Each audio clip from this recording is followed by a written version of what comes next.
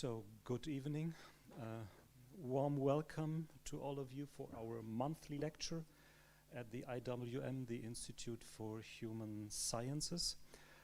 At this institute, we speak a lot about political theories, about political alternatives, and of how to make political alternatives possible and how to enable politics and political decisions, political movements. We very rarely speak about the impossibility of politics. This is the title of the talk by Ranabir Samaddar tonight, The Impossibility of Politics, Brecht, Manto, and Two Itinerant Situations. What he means by that, I guess, and this is what you will hear from his talk soon, is there is situations that are equal to a certain closure of politics, where politics is not possible any longer, and then there is maybe, perhaps, something like aesthetics that reopens the space for politics. I think this is what we are going to hear tonight, and out of that, Ranabir says, there will be something like the envisioning of alternatives to capitalism, which then again would be a clearly political stance. This, I think, is what we are going to discuss after the talk. I'm Ludgar Hagedorn, Permanent Fellow here at the IWM. Very warm welcome to all of you on behalf of the institution. And I should also say a very warm welcome on behalf of somebody who cannot be with us tonight. This is our dear colleague Aisha Jala. Aisha would have been very happy to be here tonight and to moderate your talk, Ranabir. Aisha is the person you're cooperating with on the Europe-Asia research platform on forced migration.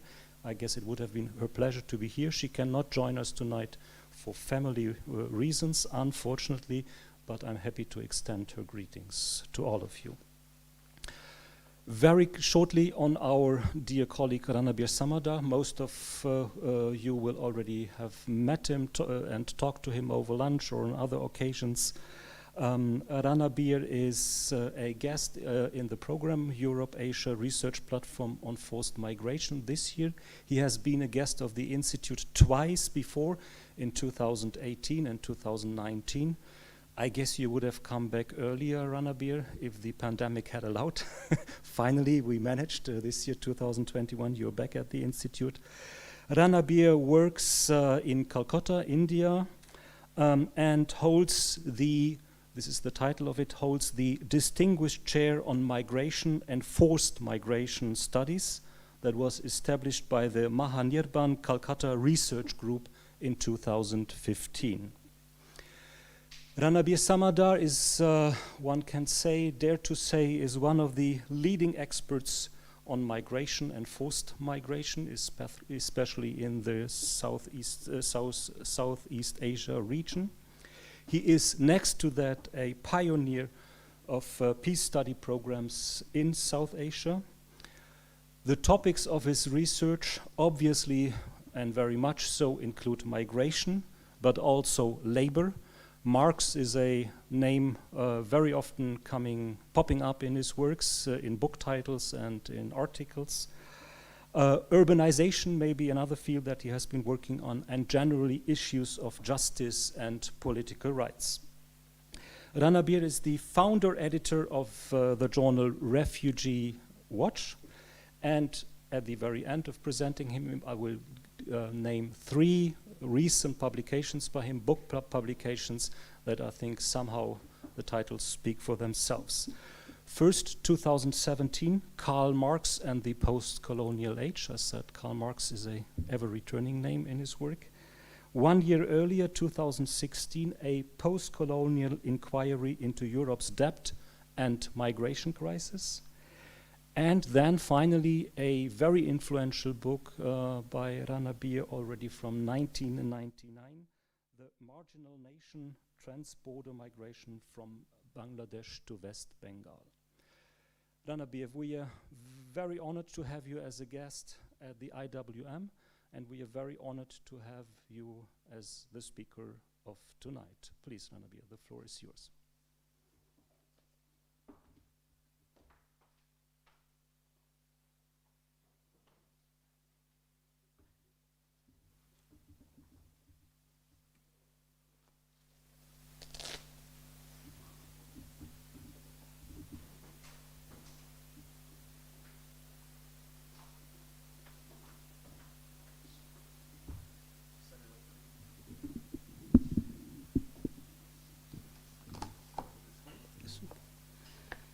Thank you very much for the generous introduction. I'm bowled over and I'm grateful to all of you. 7, I thought, is quite a late time to listen to. Yeah, so sorry for, when I agreed to the date, I didn't know the time, so I hadn't bargained for the time. I should have also done some slides on some of the scenes from Brecht's Mother Courage and Her Children, but I didn't do because the other literary piece, Toba Tek Singh, a short story, very short story written in 1955, I didn't know how to, I could have probably shown you the first cover page of that, but in any case, so I'll take a little bit of time only in reading out certain portions, because if I don't read them out, the purpose would be lost. Now, 2 writings of Bertold Brecht and Saadat Hasan Manto are joined by a realization that in certain situations, political openings become impossible. Strangely, these are not stable, or more correctly speaking, static situations, but situations of mobility. Yet the conditions of mobility bring to us only spectres of closure and deaths. Political openings towards transformation, at least in a conventional sense, are ruled out. The severity of itinerant situations at times makes it impossible for the migrant subjectivity to become political. German dramatist Bertold Brecht's play Mother Courage and Her Children, authored in 1939, and the short story on the Indian partition by the Urdu writer Saadat Hasan Manto, Toba Tek Singh, that's the name of the short story, written in 1955, tell us of situations marked by an impossibility of politics. These are 2 literary pieces critiquing existing political responses to the closures of the time, a war and a partition. They produce an aesthetic of empathy paradoxically perched on an interrogative posture, and this irrespective of whatever the authors may have wanted to convey through these 2 writings. They replace politics as they become, to borrow the title of a very well-known book, acts of literature. We always have this nagging question in our minds, and politics seems incapable of addressing, or at times stops short of addressing it. The question is deceptively simple, namely, during war, famine, riots, massive population flows, political upheavals, and ruthless coercive steps by the army, police, administration, etc., what happens to the itinerant? What happens to people on the fringes of the societies, the criminal, the lunatic, wandering vagabond, and the forgotten? We are speaking here of impossible situations. We can say, if wars, riots, and famines will be with us, the situation of the itinerant will be an impossible one. Impossible for political doctrines, welfare measures, humanitarian policies, impossible for the itinerant, but also impossible for narration. Recall young Marx, who, in On the Jewish Question, written in 1844, said that to abolish the Jewish question, the identity of the Jew, along with the identity of the political state, would have to disappear. Marx pointed out the closure of political language in situations that call for social transformation. Readers of Toba Tek Singh, the very short story, will not remember the name of the main protagonist of this story, Bashan Singh, but they will remember the name Toba Tek Singh, which is the name of a place. By the end of the story, Toba Tek Singh, a settlement, has been anthropomorphized. Bashan, by the time of his death, has become Toba Tek Singh, which is a place that was the middle ground between the two countries, India and Pakistan, and where Toba Tek Singh, as Manto says, lay dead. In his incomparable economy of words, Manto describes the situation of partition between India and Pakistan, which called for a rational execution of the decision, the partition of the lunatics between India and Pakistan. And then he writes in this way. 2 or 3 years after the partition, the governments of Pakistan and India decided to exchange lunatics in the same way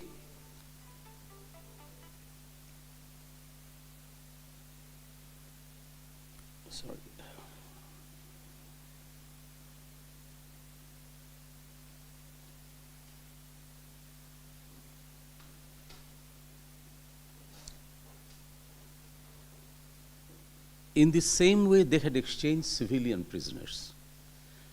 And Manto writes, I cannot say whether this decision made sense or not. In any event, a date for the lunatic exchange was fixed after high-level conferences on both sides of the border. All the details were carefully worked out. On the Indian side, Muslim lunatics with relatives in India would be allowed to stay. The remainder would be sent to the frontier. Here in Pakistan, nearly all the Hindus and Sikhs were gone, so the question of retaining non-Muslim lunatics did not arise. All the Hindu and Sikh lunatics would be sent to the frontier in police custody. Most of the lunatics were opposed to the exchange. They did not understand why they should be uprooted and sent to some unknown place. Some, only half mad, started shouting. When Bashan Singh's turn came to be entered in the register, he spoke to the official in charge, where is Toba Tek Singh? He asked, is it in Pakistan or India? The official laughed and said, it is in Pakistan. Hearing this, Bashan leapt back and ran to where his remaining companions stood waiting. The Pakistani guards caught him and tried to bring him back to the crossing point, but he refused to go. He cried, Toba Tek Singh is here. The officials tried to convince him that Toba Tek Singh was now in India. If by some chance it wasn't, they would send it there directly, they said, but he wouldn't listen. Because he was harmless, the guards let him stand right where he was while they got on with their work of exchanging other lunatics. After 15 years on his feet, he was lying face down on the ground. India was on one side, behind a barbed wire fence. Pakistan was on the other side, behind another fence. Toba Tek Singh lay in the middle on a piece of land that had no more. And that is how the story ends. We can say, of course, while Bashan Singh asserted that the place where he was standing was indeed Toba Tek Singh, his only memory of the past, Manto was suggesting surreptitiously that the place which he stood on and knew was indeed the place of his memory or dream, and therefore, within quote, Toba Tek Singh lay in the middle on a piece of land that had no name, unquote. This is in as much as we could say that the individual had been transformed into a place, an imaginary of a place which was there perhaps in Pakistan, perhaps in India, but no, as Manto says, was in the middle. In this story, Manto gives the reader no clue as to where this asylum was. It was somewhere, and Manto tells us that partition had just taken place 2 or 3 years before. Political rationality in the form of division, territorial politics, and administrative fairness had failed. Manto is particular about suggesting administrative fairness in implementing partition. Even lunatics were to be exchanged on a fair basis. Yet, it was a close situation for politics, perhaps and more importantly for language. Standing through the night on the border fence, Manto tells us, Bashan gave out a scream and died. However, if we think that at least a scream can express the impossibility of any decision that the itinerant must make, please hold on for a while. Yes, you can refuse a choice that politics places before you. You can become a lunatic and scream and die. But as Bertold Brecht wrote in Mother Courage and Her Children, within quote, the screamers don't scream long, only half an hour, after which they have to be sung to sleep. They are all in, unquote. Even screaming out doesn't solve the problem. All it does is to signal that language has ended. In case of Brecht, we may say that he at least thinks that only political consciousness can prise open such situation. Manto, however, declines to make that suggestion. Perhaps the closure is permanent, and therefore the situation has the potential to make readers think of its absurdity. Not without reason, Toba Tek Singh ranks as one of the remarkable short stories of our time. Manto describes the situation as it closes down on language. The exchange of lunatics is about to take place. And he writes, preparations for the exchange had been completed.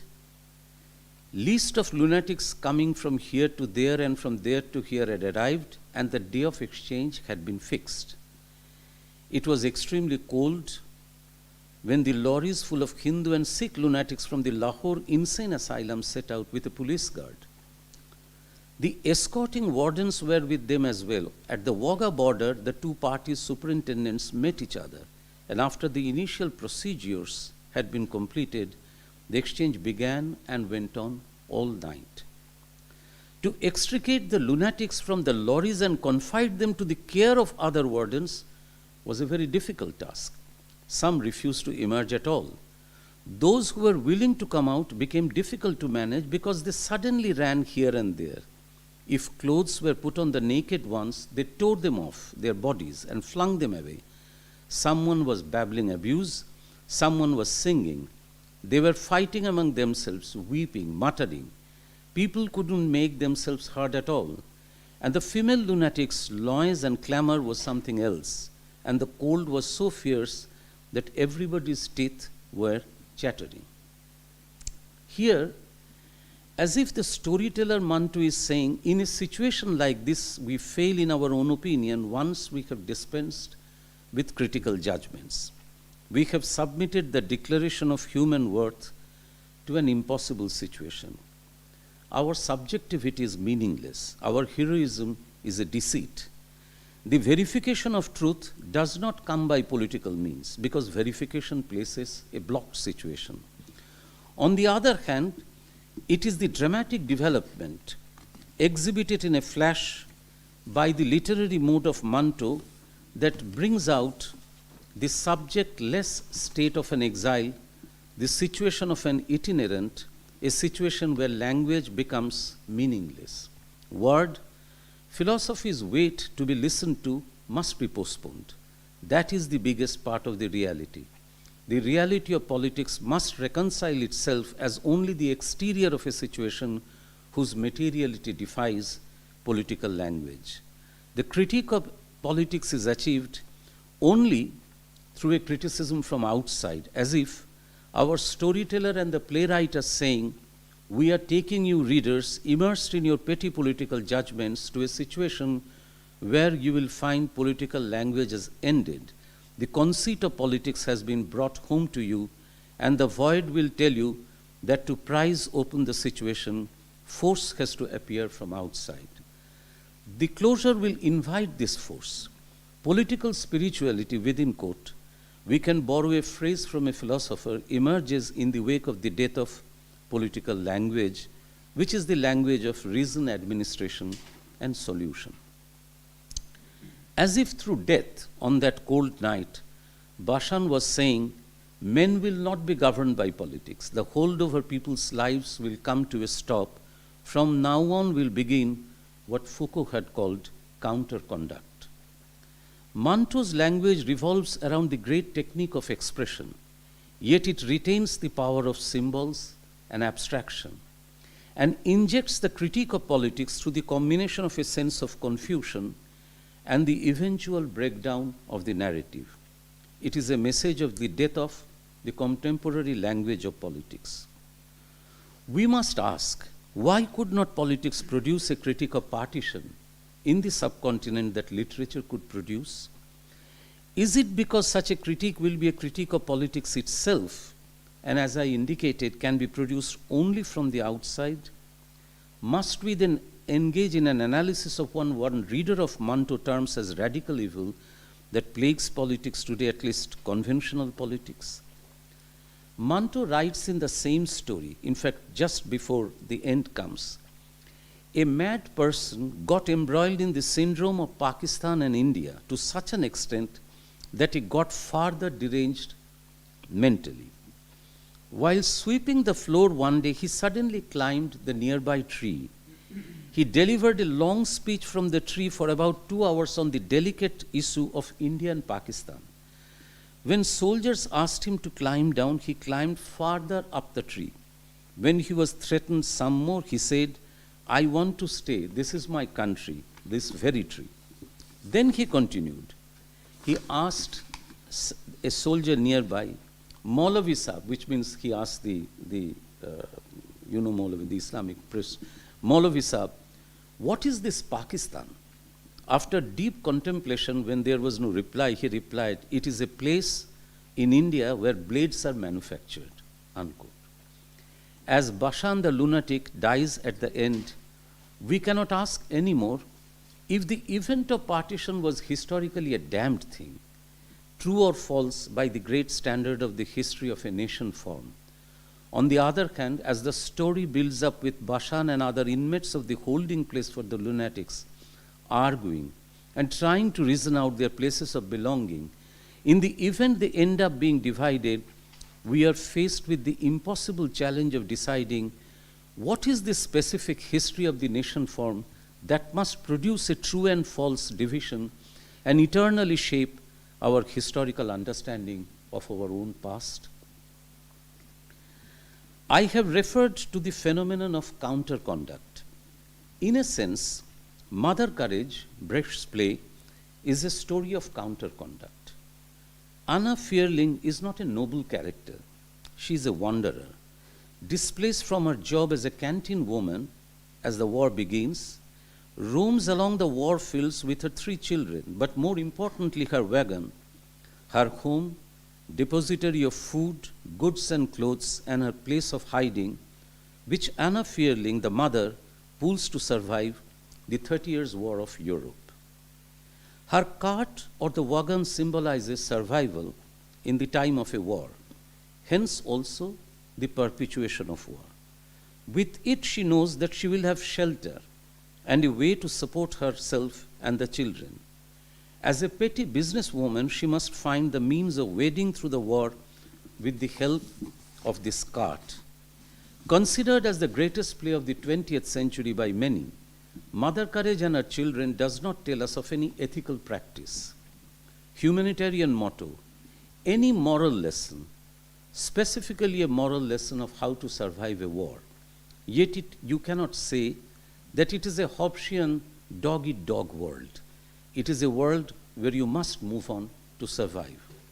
As the chaplain in Mother Courage, the play says, within quote, "Well, I would say there is peace even in war. War has its islands of peace. For war satisfies all needs, even those of peace. Yes, they have provided for the year. The war couldn't have kept going. In war, as in the very thick of peace, you can take a crap, or between one battle and the next, there is always a beer, or even on the march, you can snatch a nap on your elbow maybe. Of course, you can't play cards during an attack, but neither can you play cards while you are plowing the fields in peacetime. It is when only victory is won that there are possibilities. You have your leg shot off, and at first you raise quite an outcry as if it was something. But soon you calm down or take a swig of brandy and you end up hopping about, and the war is none the worse for your little misadventure. War is like love. It always finds a way. Why should it end? Be sensible. The war will go on a bit longer and we will make a bit more money, and then peace will all the more nicer. And this is Chaplin's dialogue in order to comfort at a certain uncomfortable moment of the mother. The mother, as we know, survives by trading in war. She trades in a situation. She must look after Catherine, the dumb daughter, with the help of her judgments as to how to manage the war for her survival. She is a huckster. Recall Marx's words on the Jewish question, and so war has enabled her to survive. The daughter, of course, dies at the end, yet the mother must move on. She must survive, though by now, after 12 years of pulling the wagon and barely managing life, she does not know if she will have the strength to pull the wagon and continue. But she must move on to wherever she will survive. Meanwhile, the villagers offer to give her daughter a decent burial. Brecht, in 1941, when the play was opened in wartime Zurich, referred with biting irony to humanitarianism over the tale of a Greek tragedy. He compared Mother Courage with a Greek tragedy around the life of one who had to face the consequences of arrogance, excessive pride, in one word, hubris. Brecht makes clear that the story will not submit to piety, sympathy, ethics. As Mother says, harnessing herself to the wagon within quote, I hope I can pull the wagon by myself. Yes, I will manage. There is not much in it now. I must get back into business. Another regiment passes at the rear with pipe and drum, unquote. And then the playwright says, the Mother Courage starts pulling the wagon, and as the soldiers march and sing, she calls out, by the time the daughter is dead, hey, take me with you. Shortly before Katrine's death, the dumb daughter's death, the cook, the companion of Mother Courage, proposes to the mother that he can take her away to another town that has no war and two can leave. Mother refuses to leave without the dumb daughter and the wagon. She tells, within quote, cook, how could she pull the wagon by herself? The war frightens her. She can't bear it. She has terrible dreams. I hear her groan at night, especially after battles. What she sees in her dreams, I don't know. She suffers from sheer pity. On the other day, I found her with a hedgehog that we would run over. The cook says, yes, we are told to be unselfish and share what we have, but what if we have nothing? And those who do share it don't have any easy time either. For what is left when you are through sharing? Unselfishness is a very rare virtue. It doesn't pay. And then the famous song of Cook. Within quote, I have selected only few lines. The cook sings, unselfish Martin could not bear his fellow creatures' woes. He met a poor man in the snows, and he gave this poor fellow half his cloak to wear. So both of them fell down and froze. Alas, unselfishness had brought him to this pass. A man is better off without. Unquote. To this, Mother Courage replies, Lamb, I could not swallow a thing. I don't say what you said is unreasonable, but was it your last word? We have always understood each other. Unquote. But have we understood Mother Courage? I suspect not. The mother will have to leave and get Catherine a husband, and only then you may say the mother will be free to make a choice in a war. She refuses the offer of a quick cook, and we do not know if Mother Courage survived the war. It is a situation, Brecht called it fable, a story, a fable, plot, narrative, the spectators, actors, stage workers, all communicating with each other to produce the on-stage performance. These interrelations, like the interrelations of the short story of Manto, allow variability which will then carry different intentions and messages. The mediation of these different components is important, for it allows a particular gesture to appear and become effective. Yet, if you say the gesture is effective because it presents itself to us as a spectacle, and clearly Mother Courage and Toba Tek Singh both end with spectacles, as Bashan's death after screaming out was, then this spectacular imagery also does not give any way out. Instead, it tells of a closure.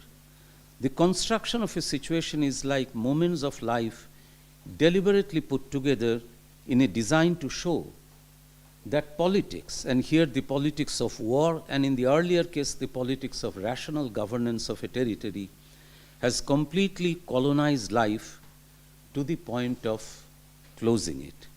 What remains is the social relation to be mediated by images. Literature of this order we are seized here with, we may say, is built around an impasse internal to it. But this means that this impasse is a condition of its possibility. If Toba Tek Singh and Mother Courage have solved the representational problem because the mother cannot be represented and the lunatic could not be represented by Indian or Pakistani identity, it is because these two actions of literature or acts of literature have abandoned the task of representing a reality. And here we are speaking of a specific political reality. We confront the problematic of closure precisely because these texts have opened up dramatically the closure of a situation. The truth of the migrant condition can be attained only with an acknowledgement of the death of the subjectivity of the migrant. Bashan Singh dies by literally becoming a place. Mother Courage tries to console her dumb daughter Katrine minutes before Katrine dies. Mother assures Katrine that she would not go away with the cook, leaving Katrine behind, and the wagon is too valuable to discard in time of war. She says, with a desperate voice, "Katrine, stay where you are. Katrine, where do you think you are going with that bundle? I can examine it. I see it. She has packed her things. Were you listening? I told the cook there was nothing doing. He can have Utrecht and his lousy inn. Why would we want to with a lousy inn?" She sees the skirt and the trousers of the girl. "Oh, you are a stupid girl. What if I had seen that and you gone?" She takes hold of Katrine, who is trying to leave. "And don't think I have sent him packing on your account. It was the wagon. You can't part us. I am too used to it. You didn't come into it. It was the wagon. Now we are leaving, and we will put the cook's things here, and we will find them, that stupid man." As Brecht tells, Katrine is desperate about her situation. She wants to flee. She beats the drum while the soldiers order her to stop drumming, as the sound would give away their position to the enemy. The soldier gives a warning. The order does not reach the dumb Katrine's ears. The soldier fires at Katrine. The playwright finishes off with the cry of Mother Courage and the collapse of the girl with the line, "Katrine, the dumb daughter, is killed." The migrant became a subject only after she died. Remember, in 2015, the 4-year-old migrant child, Aylan Kurdi, became a subject only after his dead body, brought ashore by the wave, had been photographed, and the photograph had been widely circulated. Just a few 5 minutes more to conclude. Let us reflect for one more time on the lives of Bashan and Mother Courage. Bashan and Mother Courage have vitality. They have the strength to live in their worlds. You may call them stupid, as indeed one is a lunatic. They attain agency through, we may justifiably say, an illusion. We may deride at their powerlessness. At that very moment, they seemed to have achieved agency. The paradox gives birth to a disfigured situation which will force us out of our passivity, resignation, and compromise, and compel us into active thinking.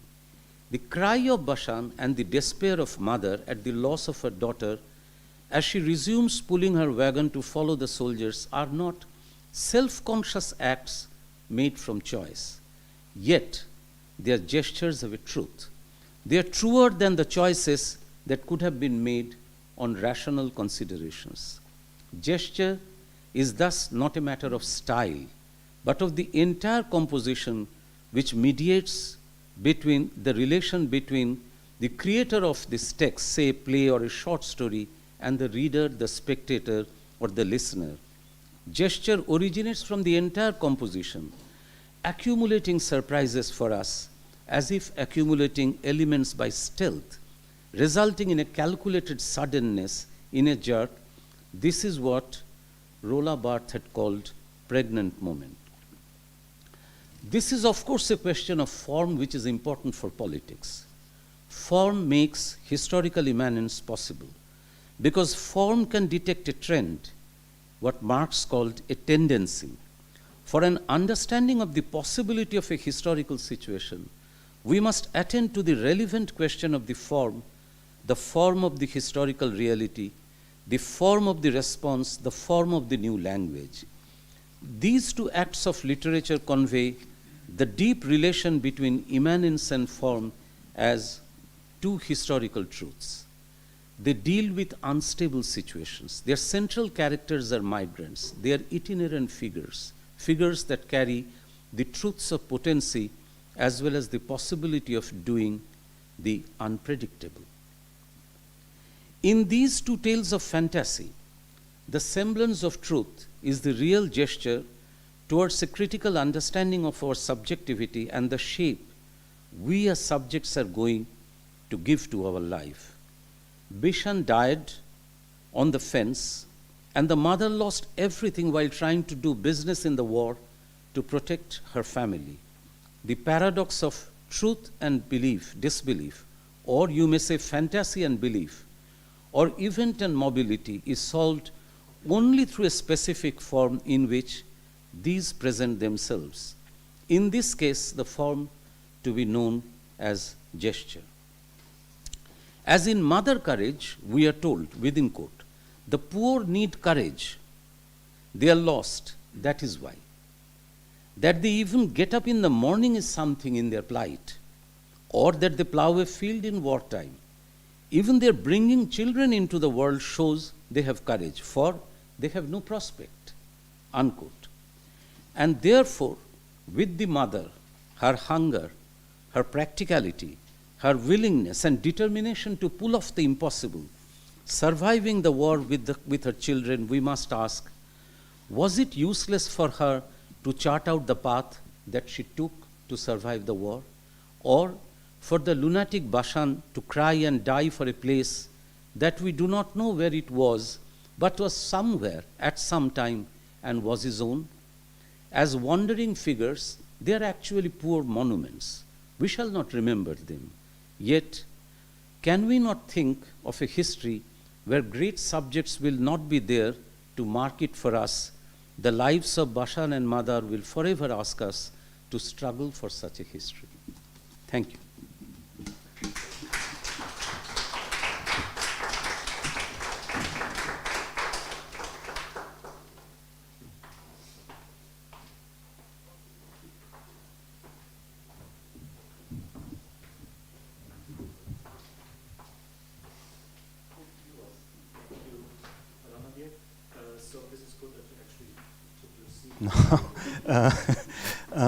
Thanks, Ranabir, for this description of two itinerant situations, for this journey taking us along to the two pieces by Bertold Brecht and Manto. I started off saying tonight that your talk will be about the impossibility of politics. And I guess you gave us a very good insight into what you mean by that, by saying that these two plays, the Mother Courage or Courage and Toba Tek Singh, that they both deal or speak about characters who are not represented within a certain political system. And literature, these plays makes them visible again, and you at one point you even compared it to the case of Alan Kurdi, who became like the symbol of the invisible migrant that all of a sudden became visible. Would you help me to understand, this is what I said at the beginning, what we maybe can discuss later on, would you help me to understand how you see this journey from the impossibility of politics through literature, through the aesthetics of empathy, as you also call it at one point, back to politics, because I think in the end your vision is a clearly political one, and the outline of your talk is a clearly political one. At one point you also say that it is about envisioning alternatives for capitalism. Could you help us to enlighten this journey a bit more? Just give me a minute. Sure.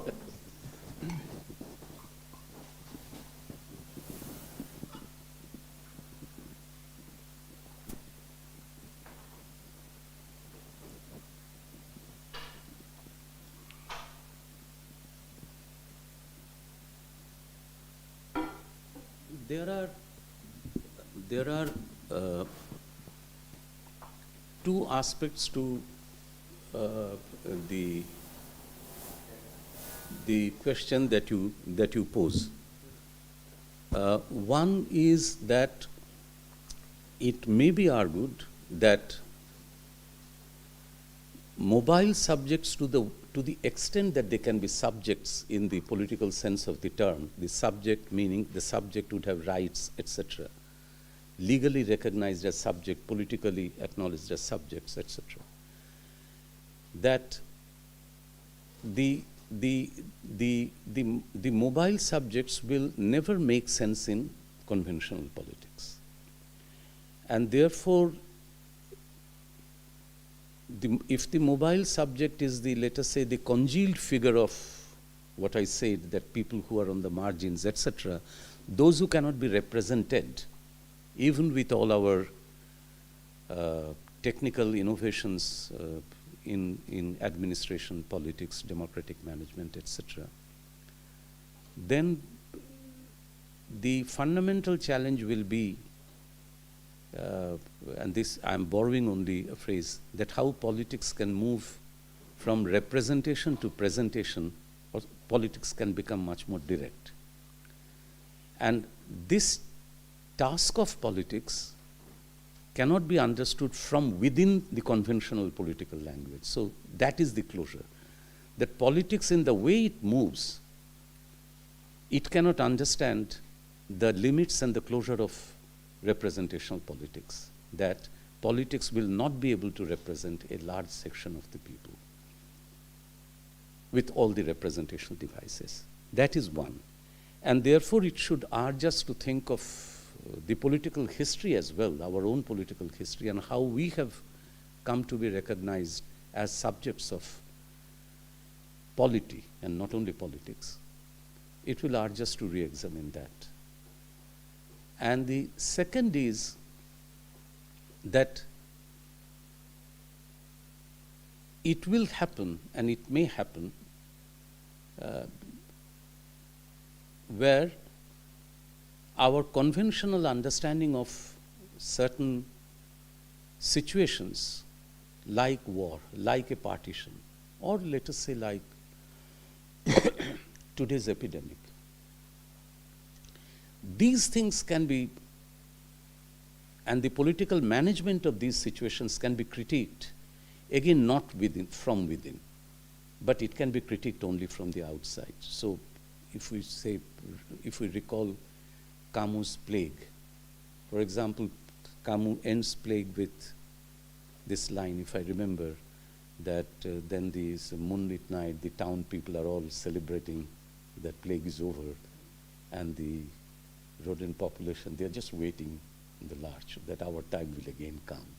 So the human folly in terms of our rational understanding or political understanding of what is this world, we have managed it, etc., that can be critiqued only in a way. The exteriority of that criticism is very important. Yet the paradox is that, and this is where I shall end, that as Manto and Brecht, they bring out the impossibility of the situation, not from any external, not through any external device, but it is the form of that creation that is slowly building up towards something. As I said, that someone may say it was a spectacular end, and therefore it shocks us. No, but it also, and Brecht had again and again called that, and he used other terms. I don't know German, so I have only read him and the literature around him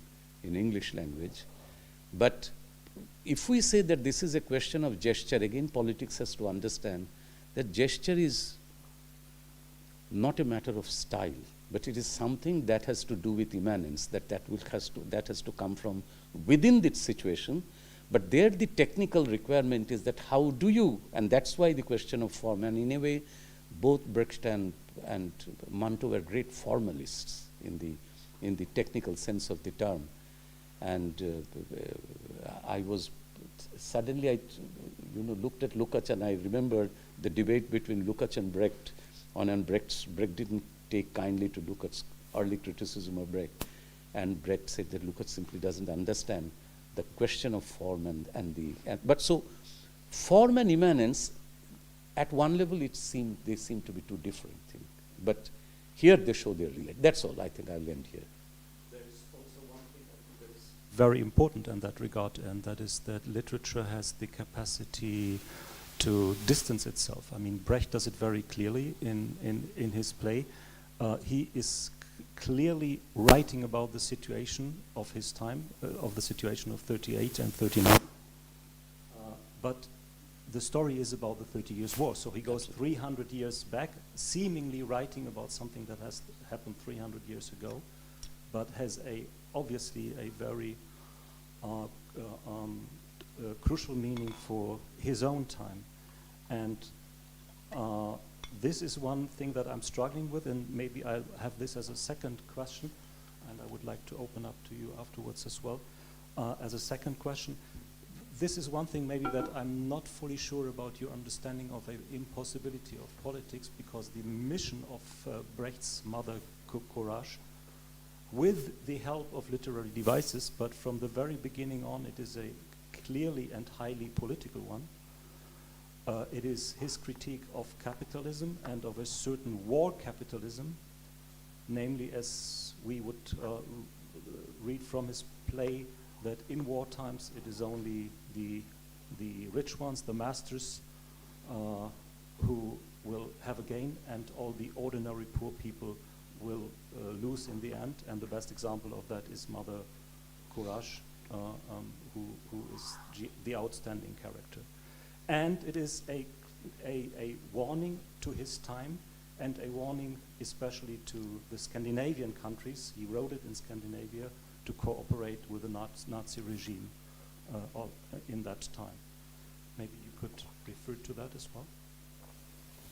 See, on the first, as I said, that this reading from the angle that I'm proposing here is irrespective of what the authors have meant. And it is true that Brecht meant it as an anti-war play, etc. But two things. One is that with Manto, of course, Manto writes, the Partition takes place in 1947, and Manto writes the story the year he died, 1955, I think. But Manto actually crafts something extremely imaginatively. I mean, it is difficult to repeat with that style, where he begins with that within 2-3 years, doesn't say, somewhere between India and Pakistan. I mean, he puts it in a way that you can immediately see that somewhere this is happening. So there is an allusion to immediacy, but at the same time there is this whole thing that, look, you cannot identify yourself with this situation. Now, Manto, of course, doesn't employ any of the theories of alienation, estrangement, etc. He is the pakka story writer in and out. Doesn't go a word beyond story. Never theorizes anything. Even though he was a member of the leftist, the Communist Party's Indian People's Theatre movement and all that in the early age, but he fell out with the conventional, the party literary things, and Manto took his own path. And in case of Brecht also, I would suggest that yes, it's an anti-war play, but and Brecht, like Brecht, decided on what was his purpose, and therefore there was a message to what he was writing. But on the other hand, my own submission would be that it is much more than an anti-war play. It is an anti-war play. I mean, I have no quarrel over that. But I think when you read it, I mean, in fact, the more he tried to say, look, readers must not identify with the mother or the spectators, and Brecht was at a loss how to tell the spectators, look, you must not identify. In fact, there is an apocryphal story that out of Berlin somewhere, his company had gone, his troop had gone and shown him. The first thing that the workers did was that they gave 3 cheers to the mother. And this is what Brecht didn't want. Brecht wanted to say that people should critically think that this mother who thinks that by trading in war she would survive, look, she was a fool, her folly. She didn't. You must critically think, and the mother surrendered. But what the audience thought, the audience, in spite of all the Brechtian techniques and all that, the audience again and again, when I say identified, again, and this is where I shall close, that we must respect the judgment of the audience also. The audience, in a way, also was getting the message, and the message is something more, that what would you do in such a position, and what could have the mother done? And so whether Brecht wanted it or not, but the fact is that when you read and reread the play, or see the theater, the play, or the, the videographed, the film of the play, etc., you can clearly see options are all closed, all closed. No one can suggest could the mother have formed a political party? It is as absurd as any solution. It doesn't propose any solution.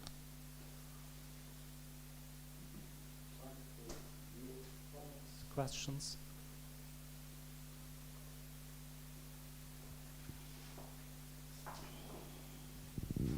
Thank you very much. This was a very, very interesting talk, and I was trying to, I was listening to you quite carefully, and I was trying to understand your very concept of the impossibility of politics in terms of some of my own interests and things I've been reading in the last several weeks and all that. And I just want to put it to you in this way. Would you agree with this way of looking at the very concept? That in a way, all these situations you describe, like war, migrants, refugees, the coronavirus situation, whatever, these are crises. And the ancient Greek meaning of crisis is a situation that forces you to make a decision. So it's about a decision. And in a way, the impossibility of politics could be seen when politics, the polity, fails to reach a decision, to make a rational decision. And in this sense, I was thinking of this story, which I hadn't read, but it looks to me like Manto's story, that it's a bit a story that forces you to think of who is the mad person in all of that, the very project of actually exchanging lunatics or the lunatics themselves. So is it the polity, is it the lunatics who's more absurd and who's more crazy? But I was thinking in terms of the concept, to what an extent the concept of crisis in this ancient Greek connotation is relevant to your talk and to your concept of the impossibility of politics. This is in short. See, Manto was very particular that it's a 3-page or 4-page story. But one of the best stories in Manto's writings, translated into several languages, etc., and easily available on website. Manto takes particular care to show that the leaders of the two countries were very particular that no one should, unnecessarily deprive others of the legitimate things. So there are actual incidents of ducks, office tables, chairs, files. Everything was properly divided. There was a commission. And it is Manto which actually drives the logic to its, again, the impossible extent where lunatics are to be divided. And the lunatics have no clue. They only know India and Pakistan, but they don't know what it means. Pakistan means a bled in India, something like that. So, to therefore Ludgar's comment that the impossibility and the possibility, I mean, I'm trying to avoid the non-Marxist terms, but it is in a way continuously the one producing the other. So it is a dialectical situation where the impossibility of politics means that you have here a certain other kind of opening that you will find. And think of the crisis, as you were saying, I don't know how you pronounce Thukydides' History of the Peloponnesian War. Now, History of the Peloponnesian War with these 3-4 volumes, you find Thucydides, whose own father perishes in the plague. Pericles perished in the plague. And Thucydides writes that, look, plague comes, and why does Athens suffer again and again? And Athens suffers because Athens are morally, they are down. They are now wallowing in luxury. They are not proper men as the Athenians were earlier, and therefore Athenians have to pay the penalty.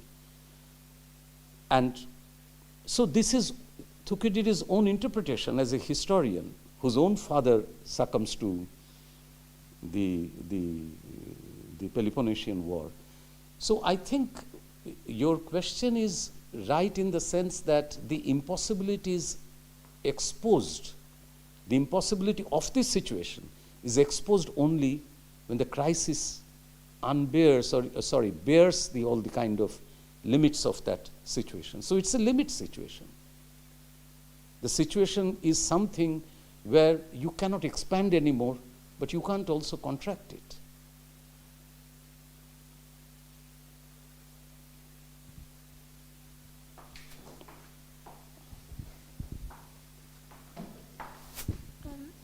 Thank you. I found it very moving, and I guess understood it as a kind of call for an aesthetic education that ultimately might be something we could, as in like these kinds of modes of politics that we know and that we're raised in don't give us the answers because they're also the things destroying us or creating these kinds of solutions. And so whether it's turning to literature for a different imagining or just,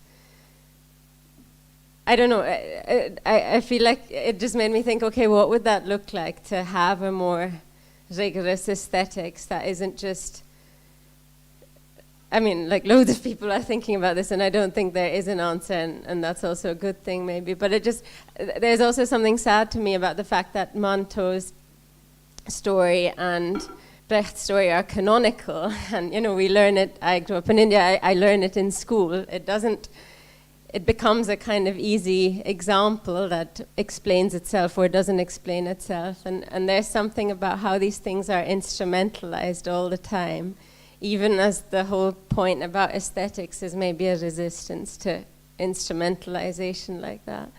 And as a kind of sideways thing, it just made me think it's something that I am really trying to figure out in my own work, which is about photography and kind of how photography developed in India over the last 200 years, but also how it's sort of being used now, how we turn to images and to tell our histories, but also to kind of mobilize for a future. And I never know whether to use politics as a kind of word that means people's negotiations with an ultimately trapping situation where there's never an out, and it's sort of a politics of, you use gesture, but Roland Barthes also has these series of lectures on the neutral and this kind of thing of dodging and evading, and where politics is those things, or whether I want to use politics more strongly as transformation and like getting out of this thing. And I just found it a very moving way of thinking about these things, even if there's no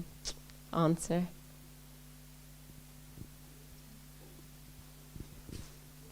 No, there is only, I mean, as Ludgar pointed out, I think it's Manto and Brecht, they were, how would I put it, out and out leftists. I mean, Manto's all stories and everything, and Manto was irreverent, Brecht was also irreverent, and perhaps, I mean, if we want to,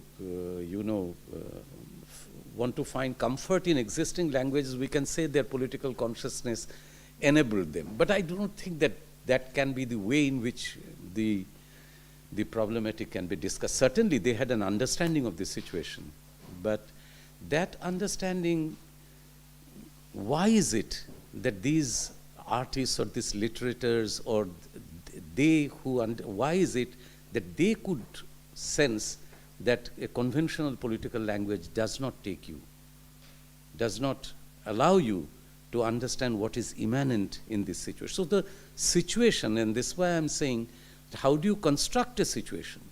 Of course, it's a matter of form, but how do you construct a situation is certainly important. And in this case, as a migration scholar, I'm not a literary scholar, but as a migration scholar, I can certainly think that one of the fundamental characteristics of the feature of this situation is that this situation speaks of mobility, which always makes our static understandings extremely difficult, and they point out to the limits of our understanding, which are based on stationary things.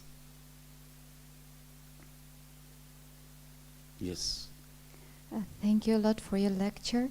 And I wanted to ask you about the processes that you were referring to, becoming a subject and being recognized as a subject. But you were speaking about them like interchangeably, but I wanted to ask probably specifically about becoming a subject, and probably somehow in connection to Ludgar's question. Because when you were speaking, there was a separation of the moment of migration, of this moment of dislocation, which I understand that why it cannot be comprehended or expressed in conventional politics. And then some other situation when more stable, when conventional politics becomes possible. But I wanted to ask, if we think in processual terms as becoming a subject, to which extent such situations of dislocation, they become necessary, in effect, precondition of politics to emerge?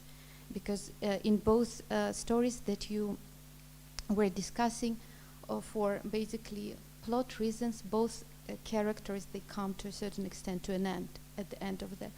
But if we think also about like other literary examples, when going through such dislocation, when not the moment of dislocation per se becomes political, but when this dislocation becomes a moment of this disjuncture, then breeds precisely disturbance of the conventional views, that then breeds, I understand that it's ridiculous example, but for example, Prince Bolkonsky, yes, when he loses everything and he lies on this field in Austerlitz, and it leads him to completely then like rearrange his life also in terms of how he saw himself as political subject. So my question would be about becoming a subject, and to which extent such a dislocation become part of political experience, of political emergence in the long run.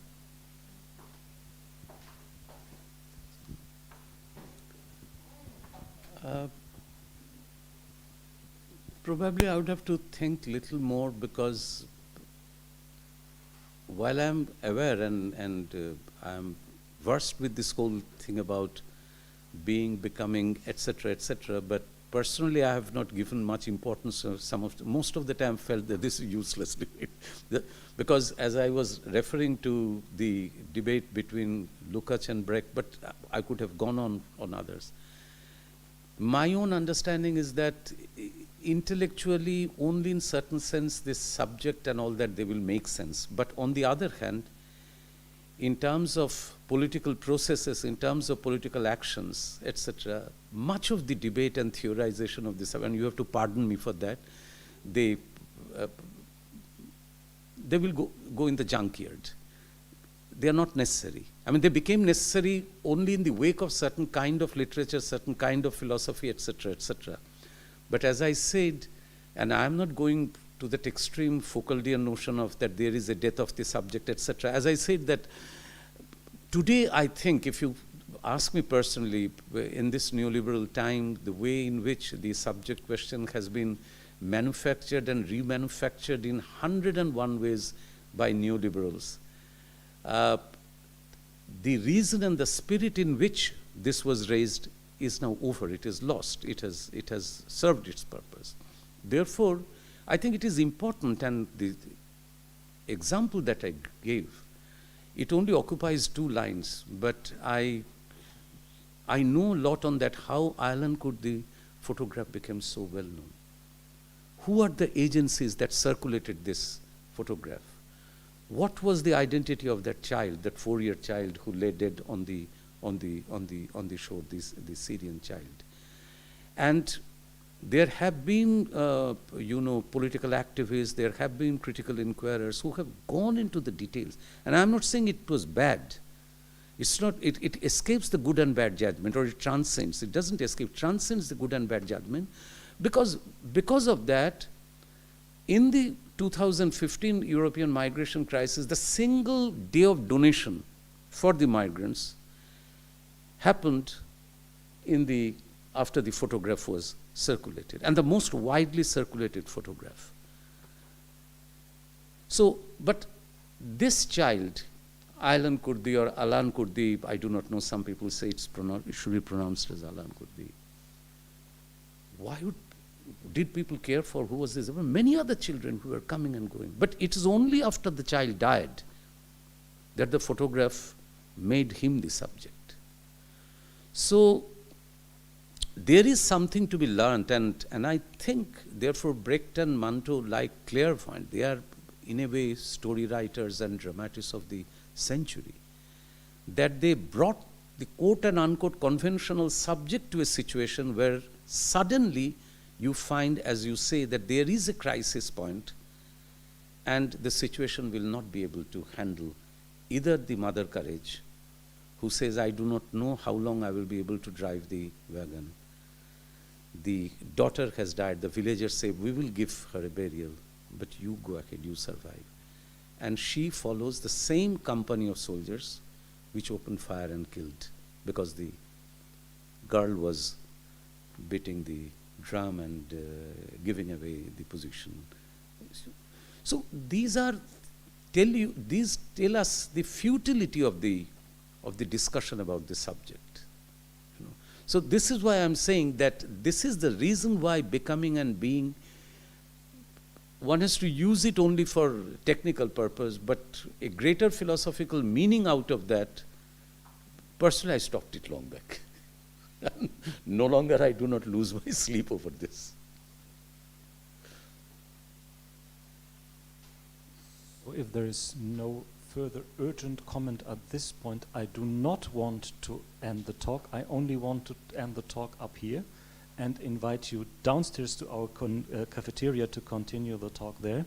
Feel very much invited. I can tell you, you will have a good treat. We have a lot to eat, exceptionally a lot to eat today. We will have a glass of wine for you. Good. So please join us downstairs. But before doing that, we somehow have to make it an official end, and this is to give the applause to you, Ranabir. And let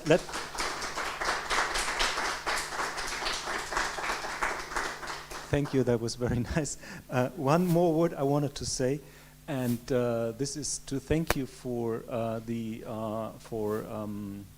informing us, or at least informing me. To some of you it was known maybe, but informing me about the story by Manto. I found it really a very significant and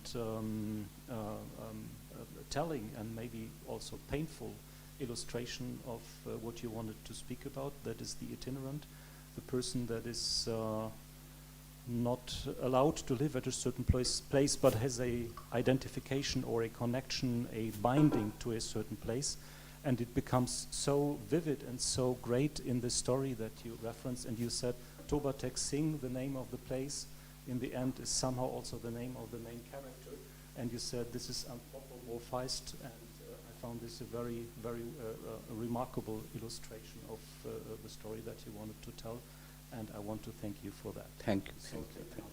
now No, those are- thank you. My thanks to all of you, because it's 8:20, 7 to 8:20. You should not have been here, but thanks to all of you.